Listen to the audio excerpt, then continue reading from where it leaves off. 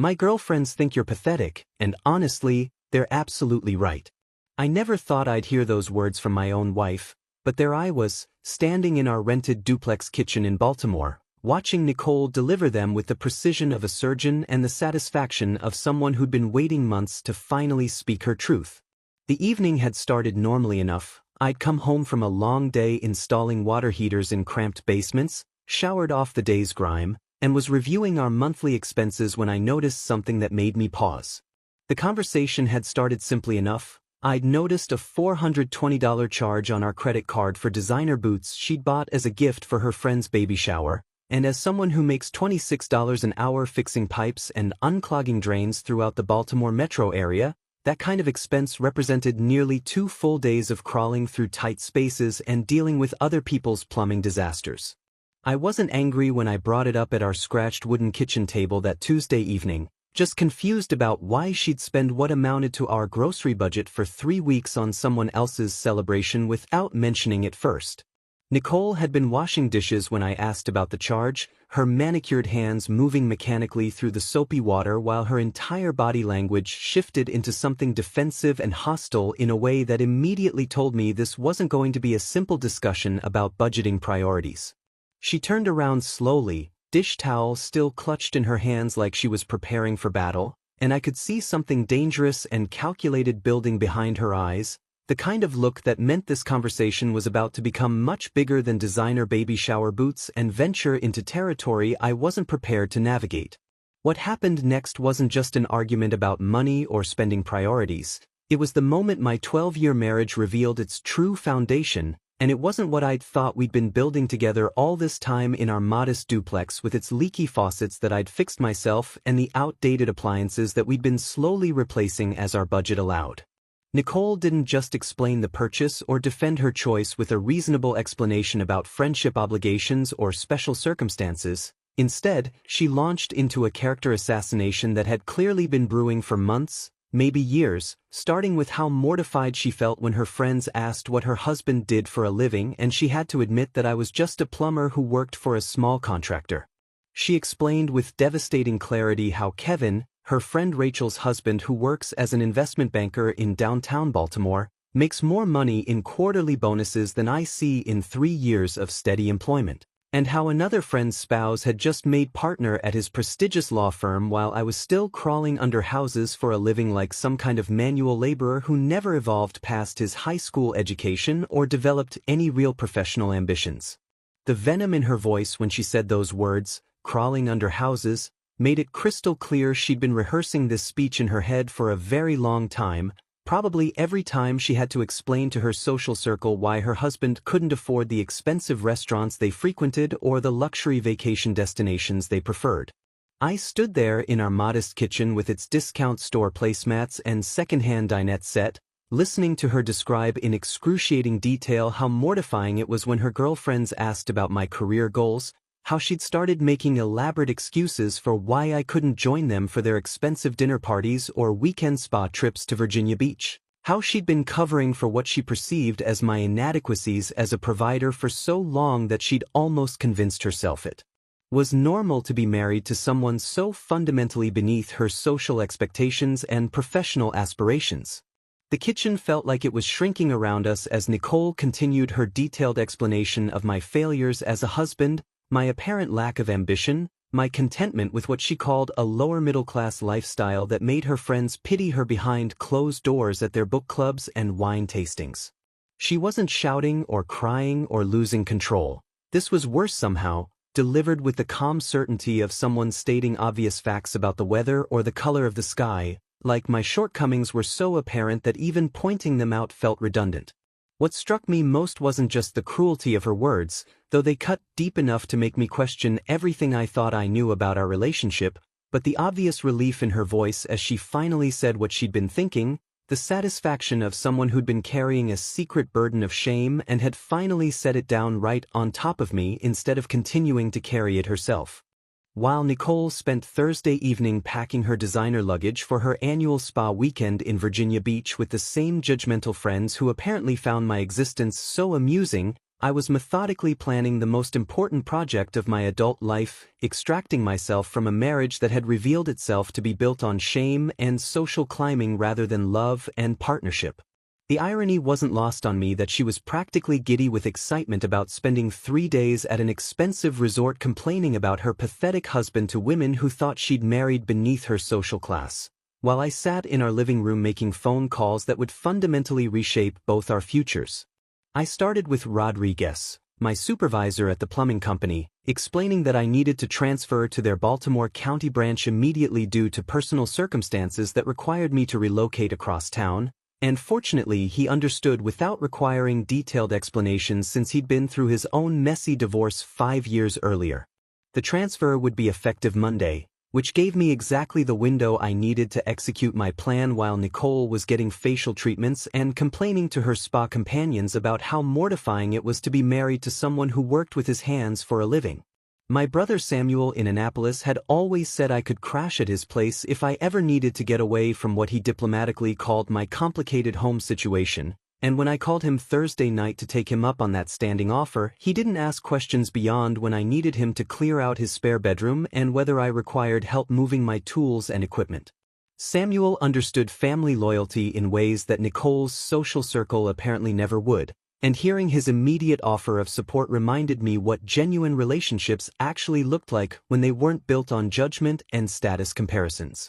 I spent the rest of Thursday evening systematically going through our shared belongings and making mental inventories of what belonged to me versus what Nicole had purchased for her vision of the home we should have, which turned out to be a surprisingly easy distinction since she'd always preferred spending money on decorative items that reflected her taste while I'd focused on practical purchases like tools, electronics, and the furniture pieces that actually served functional purposes. The methodical process of cataloging my possessions felt strangely therapeutic, like I was finally taking inventory of who I really was versus who Nicole had been trying to convince me I should become over the past 12 years of marriage. Friday morning brought Nicole's departure for her weekend of luxury treatments and husband-bashing sessions, and as I watched her load her expensive luggage into her car while chattering excitedly on the phone about spa reservations and dinner plans, I realized she had no idea she was essentially celebrating the end of our marriage with the very people who'd helped engineer its destruction.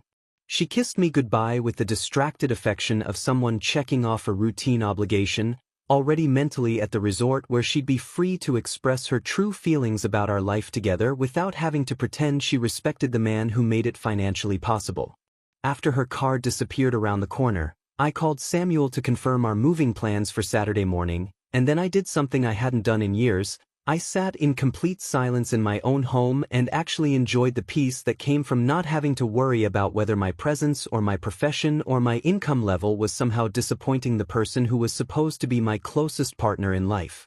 Saturday morning arrived with the crisp efficiency of a well-planned construction project, and by 8 o'clock Samuel and 2 of his friends were backing their pickup trucks into our driveway while Nicole was probably enjoying her complimentary spa breakfast and preparing to spend her day getting pampered with treatments that cost more than I made in a week. The systematic removal of my possessions felt oddly satisfying, like finally completing a renovation project that had been stalled for years due to unclear specifications and a client who kept changing her mind about what she actually wanted the finished product to look like. We started with my tools and equipment, the foundation of everything I'd built professionally: my pipe threading machine, my snake augers, my collection of wrenches and fittings that represented 12 years of careful investment in quality equipment that would last a lifetime if properly maintained. Samuel handled my electronics while his friends Mike and Tony tackled the furniture I'd purchased over the years, including the leather recliner I'd saved up 6 months to buy and the solid oak dining table I'd found at an estate sale and refinished myself during weekends when Nicole was out shopping with her judgmental social circle.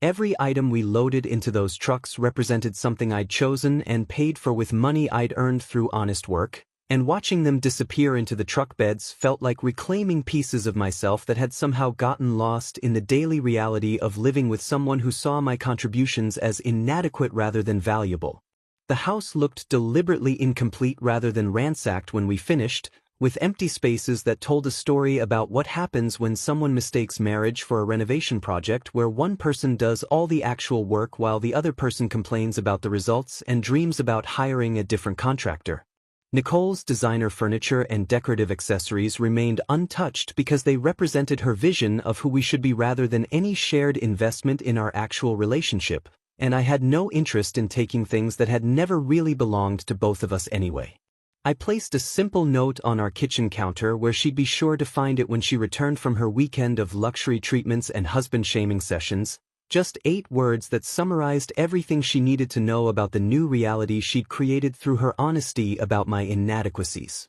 The note simply said, "Hope your friends find this punchline hilarious too," which felt like the appropriate response to someone who'd spent our entire marriage treating me like entertainment for her social circle rather than a partner worthy of basic respect and consideration. By noon, 12 years of marriage fit neatly into 2 truckloads, and as we pulled away from the duplex that had never really felt like home anyway, I experienced something I hadn't felt in years, the lightness that comes from no longer carrying the weight of someone else's disappointment and shame about your existence. Samuel commented that I seemed calmer than he'd expected for someone whose marriage had just ended, and I realized he was right because this didn't feel like an ending so much as finally acknowledging a truth that had been obvious for months or maybe years. The drive to my new temporary residence in Annapolis felt like traveling toward possibility rather than running away from failure, and for the first time since Nicole had delivered her devastating honesty about my pathetic nature, I found myself looking forward to discovering what my life might look like when shared with people who valued rather than merely tolerated my presence. Sunday evening brought Nicole's return from her weekend of luxury treatments and social validation, and according to Samuel, who fielded the initial wave of her panicked phone calls, she walked into our half-empty duplex around 7 o'clock expecting to find me waiting with dinner prepared and possibly an apology for questioning her expensive gift-giving habits. Instead, she found strategic empty spaces where my life used to be and a kitchen counter note that apparently sent her into an immediate spiral of confusion, anger, and what sounded like genuine disbelief that someone she described as pathetic would have the backbone to actually leave rather than accept her assessment of his inadequacies. The first voicemail arrived 23 minutes after she presumably discovered my note, and her voice carried the breathless quality of someone who'd just experienced a completely unexpected plot twist in what she thought was a predictable story about a grateful husband who understood his place in the social hierarchy. She wanted to know if this was some kind of joke or dramatic gesture designed to get her attention, because surely I understood that marriage meant working through problems rather than running away like a child who couldn't handle adult criticism about his career limitations and professional shortcomings. The second message came an hour later with a noticeably different tone, as the reality began settling in that my tools were gone, my furniture was missing, and my clothes had vanished from the closet we'd shared for over a decade. This time she sounded genuinely confused about why I would choose to abandon our home and our shared life over what she characterized as a simple disagreement about household expenses and her honest assessment of my standing among her social circle. By message 3, delivered around midnight while I was peacefully sleeping in Samuel's spare bedroom, Nicole had progressed to the bargaining phase of what was clearly becoming a psychological journey through the stages of losing something she'd never properly valued until it was no longer available. She acknowledged that maybe her words had been harsher than necessary, though she stopped short of actually apologizing for the content of her character assassination,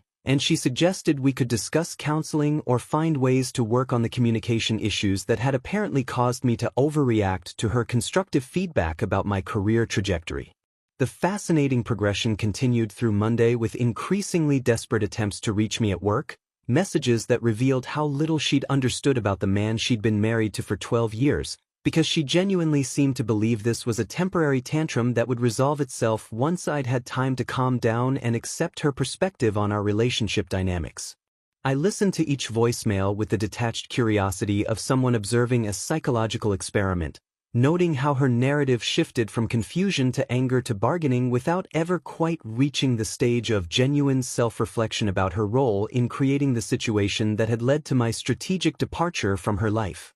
As Nicole's crisis deepened over the following weeks with mounting bills she couldn't cover on her retail salary and the looming threat of eviction from our duplex that required both our incomes to maintain, Her previously supportive friend group began distancing themselves in ways that revealed the shallow foundation of relationships built on shared judgment rather than genuine loyalty or affection. Rachel, the friend whose investment banker husband Kevin had been held up as the gold standard of masculine success during Nicole's kitchen assassination of my character, suddenly stopped responding to text messages and became mysteriously unavailable for their usual coffee dates when Nicole needed emotional support rather than an audience for her complaints about married life. The same woman who had encouraged Nicole to view me as professionally inadequate apparently had no interest in providing practical help or genuine friendship when her circumstances shifted from comfortable superiority to actual need for assistance and understanding. Kevin's wife Lisa, who had previously enjoyed their group sessions of comparing husbands and finding mine lacking,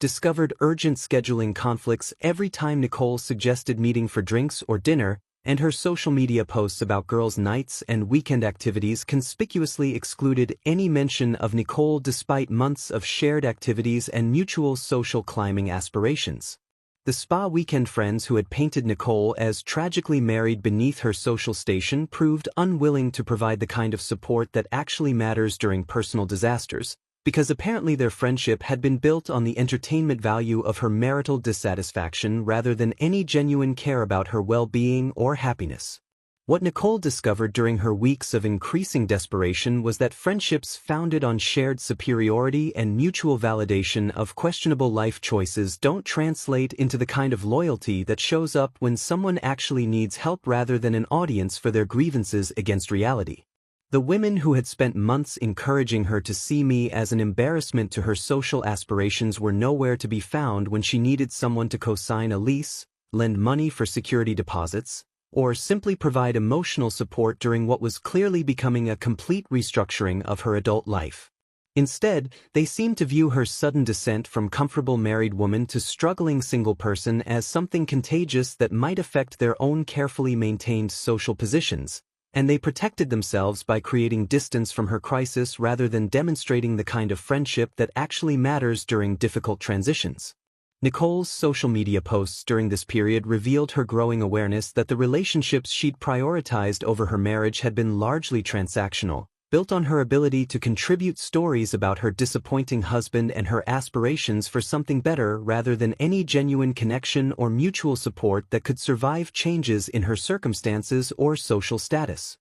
After 3 weeks of ignored phone calls, unanswered text messages, and voicemails that progressed from demanding explanations to begging for conversations, Nicole finally arranged what she probably hoped would be a dramatic reconciliation scene by showing up at Samuel's house in Annapolis on a Thursday evening. Arriving in her sister's borrowed Honda Civic with mascara-stained cheeks and a carefully prepared apology speech that she'd likely rehearsed during the 40-minute drive from Baltimore.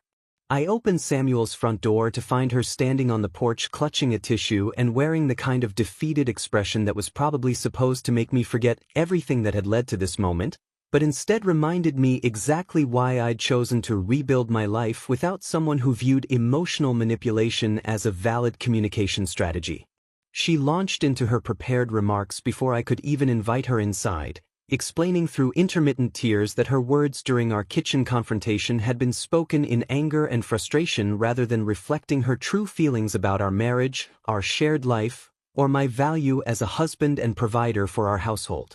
According to her revised narrative, the stress of maintaining appearances among her social circle had caused her to say things she didn't actually mean, and she wanted me to understand that her honest assessment of my professional inadequacies had been unfairly influenced by external pressures from friends who didn't really know or appreciate the man she'd married. I listened calmly from Samuel's doorway while she explained that anger reveals character flaws rather than authentic truth, and that the cruel things people say during heated arguments shouldn't be treated as genuine expressions of their deepest beliefs or feelings about their partners. Her argument might have been more convincing if I hadn't spent 12 years watching her carefully edit her public persona while letting her real opinions slip out during unguarded moments, and if her current crisis hadn't been caused entirely by her assumption that I would permanently accept being treated as her shameful secret rather than her equal partner. When she finished her prepared speech and looked at me expectantly for signs of forgiveness or willingness to negotiate our future together, I calmly explained that anger doesn't create new thoughts or feelings, It simply removes the social filters that usually prevent us from expressing what we already believe to be true about other people. Nicole's response revealed that she still fundamentally misunderstood the situation, because she immediately shifted into bargaining mode and began discussing couples counseling, communication workshops, and various therapeutic approaches that might help us work through what she characterized as a temporary relationship crisis rather than the permanent revelation of incompatible values and mutual disrespect.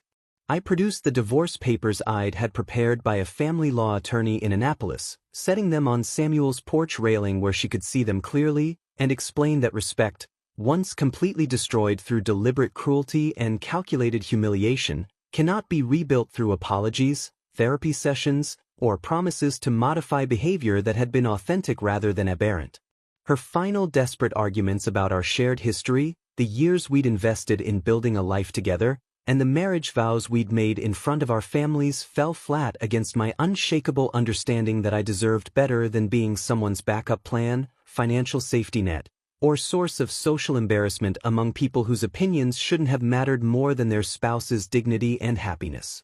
8 weeks after Nicole signed the divorce papers with shaking hands and moved back to her childhood bedroom in her parents' modest ranch house while taking a retail position at a department store that paid barely enough to cover her car insurance and student loan payments, I had purchased a modest 2-bedroom townhouse in a quiet Annapolis neighborhood and begun dating Elena Martinez, a fellow contractor I'd met at a plumbing supply store who specialized in bathroom renovations and understood the satisfaction that comes from solving practical problems with skilled hands and quality tools.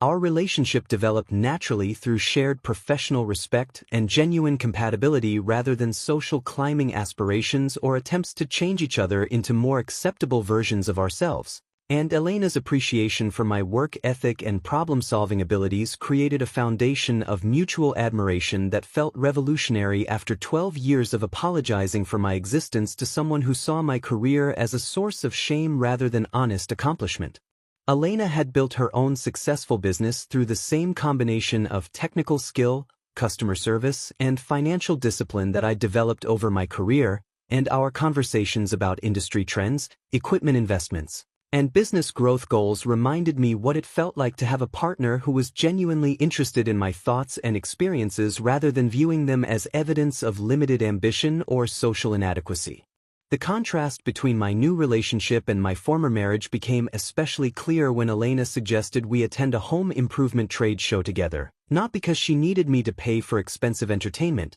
but because she thought we might both learn something useful and enjoy discussing new techniques and products with other professionals who shared our commitment to quality workmanship and customer satisfaction. Nicole's attempts to reconnect through mutual friends revealed that she had learned nothing meaningful about respect, personal responsibility, or the consequences of treating people as disposable entertainment for social gatherings, because she continued to characterize my departure as an overreaction to honest feedback rather than the predictable result of years of accumulated disrespect and calculated emotional abuse designed to make me feel grateful for her presence in my life. According to the reports I received from people who still maintained contact with both of us, Nicole had developed an elaborate narrative about being the victim of my sudden personality change and unreasonable expectations for marriage, apparently unable or unwilling to acknowledge that asking for basic respect and partnership had never been unreasonable, just incompatible with her vision of our relationship dynamics and social positioning.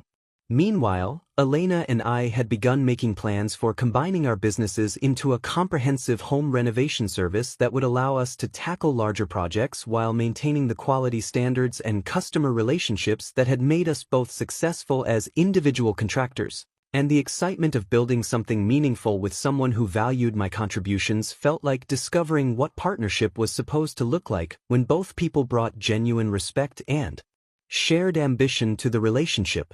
The best response to being called a joke, I realized while watching Elena expertly install a complex shower system that would have challenged many experienced plumbers, was proving your worth through building a better life with someone who recognized rather than dismissed your talents, skills, and character, and discovering that happiness multiplies exponentially when shared with a partner who sees your success as something to celebrate rather than a threat to their carefully maintained sense of superiority over the person who made their lifestyle financially possible.